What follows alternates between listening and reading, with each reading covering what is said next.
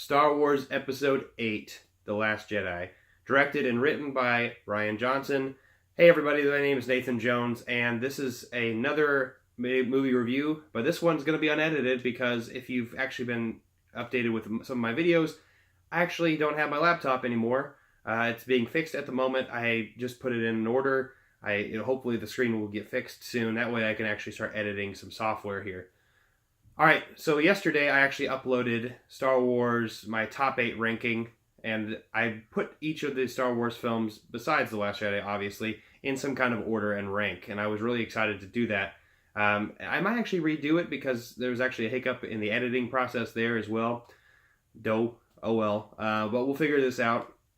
So today I wanted to talk just slightly about Star Wars The Last Jedi. I wanted to give you a very short and brief spoiler-free review. I'm not giving you any spoilers. I just want you to watch this movie.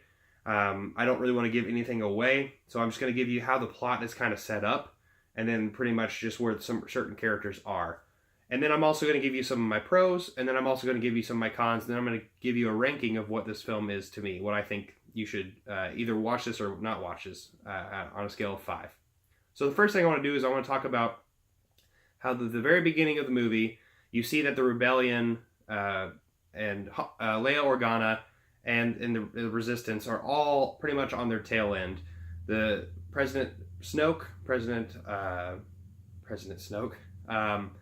sorry, this is unedited and I'm trying to figure out how I'm saying this. Snoke and Kylo Ren in the First Order have them all trapped, and pretty much we don't really know what's going to go on from there. They're pretty much in some kind of catty corner where they keep just losing people left and right. You can tell something's in trouble. Meanwhile, on this little isolated planet where Luke is, Rey has finally confronted Luke about figuring out what to do exactly, and Luke is not really too keen on helping because he doesn't know if the Jedi should really exist. You can see this in the trailers, and he's really questioning everything, and so Rey is just there trying to convince him, hey, teach me the ways, also come back to us. We want you and we need you. Meanwhile, we go back to the Resistance. You see that there's a lot of noises in my apartment building. It's always fantastic. I usually edit them out. But you see back at the Resistance, you see Finn wake up, and pretty much he gets filled in with what's going on, and Poe pretty much sends him on a special mission to go help them out. And that's honestly, there's not much more setup. I'm going to look at this real quick. So pretty much that setup is really keen. Finn goes on this mission to pretty much seek help, and meanwhile you have Rey and Luke on this planet trying to figure out what's going on. You actually figure out a little bit more about what happened between Ben Solo, aka Kylo Ren, and Luke Skywalker and their relationship. You don't really know exactly what happened, so you get pretty much a big picture here on why this all did not work out so well and, all fell apart. And so, besides that, I really don't want to talk too much about the plot, because it's really just, I wanted to tell you where some of the characters are and what they're trying to do. Remember, like I said, Kylo Ren is on the tail end of destroying the Resistance, and then also we have Rey and Luke on this little planet. It's a pretty silly planet, and then you all on this little island pretty much, and then you have Finn on this mission and Poe trying to defend the Resistance. And so from there, let's talk a little bit about some of the pros and the cons. All right, so my pros of this movie is there were some good character development on some of the characters.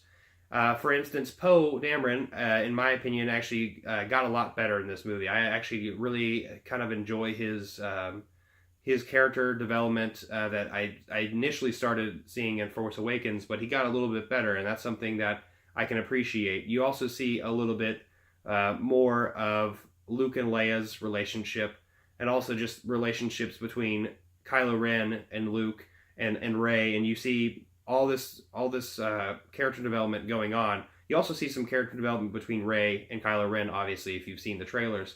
But I'm not going to get into that at all, because I don't want to spoil anything. I'm probably going to say that a lot in this review. Another thing is visuals were pretty fantastic. There's a couple times there was hiccups. As always, I'm a big critic on CGI, but for the most part, this was a beautiful movie.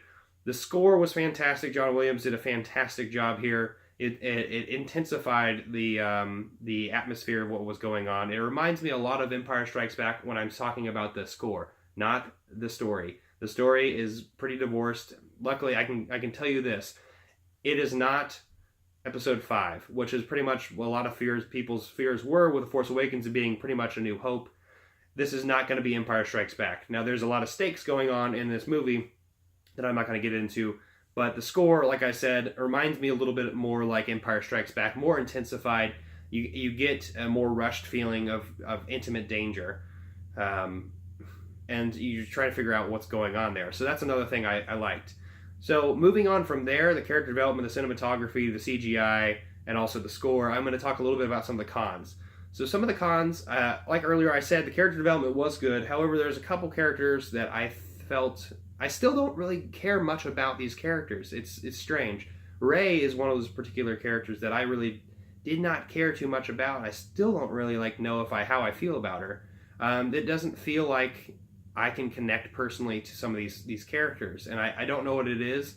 And I think Rian Johnson did a fantastic job here with some of the story, but for the most part, some of these characters, and also like Finn. There's some parts where Finn, obviously, you get a little bit more character development, but for the most part, it doesn't really feel like I'm connected to these people as much as I was with Han, Chewie, Luke, and Leia in the original trilogy. I mean, heck, even people like Obi-Wan in the original prequel trilogies, and even some of the other characters in there, like Padme, I cared a little bit more about these characters. Maybe it's because I just watched it. But and those I've had in the back of my mind for a little bit. But that's something that I think they should probably work on a little bit. The second thing is that they did a little bit of George Lucasing on some of the things. There was a little bit, and this is not spoiling anything. If you've seen any of the George Lucas edited prequel and original trilogies, you've seen that he adds a lot of creatures. And this movie has quite a few creatures that I think were like, why? Are you just trying to show us pretty much more of Star Wars universe? I guess that's what you're trying to do, but for the most part, it seemed out of place and also just seemed forced. Forced. That's a bad joke, and I can't do a cut here. But I digress. That was one of my flaws. I thought George Lucas, he may have had a part in some of these parts where he put in a character. Now, I will say one particular scene that this is not going to spoil anything. When Finn is sent on his mission, you see when his spaceship arrives at this planet, you see this really hard cut to like some kind of vendor or something. They're talking. I don't even remember what it was, but it was just, I could tell it was really abrupt and like, okay, here's a scene. And then it went back and I'm like, that had nothing to do with anything. That seemed like it's like, hey, we wanted to show you that there's something to do with the Star Wars universe. But I digress. Another thing about this movie is that I thought it was overall pretty good. I didn't really, like I said, some of the character development, some of the George Lucas-esque moments of it, it was pretty good though overall. I need to watch it again. I definitely would say watch this on the big screen. So what does that really say about this entire movie? What would I give this movie? I think I'd give this movie a 4 out of 5. It's definitely worth watching. I would definitely say, definitely go watch this if you're a Star Wars fan. Caught myself. But this is all I really wanted to say. Thank you so much for watching my unedited and uncut rambling on Star Wars The Last Jedi. And it's a spoiler-free review, like I said. So thank you so much. Give me a like down below. Also, don't forget to comment down below as well. Give this video a share, and also don't forget to subscribe, because I'm not jonesing around.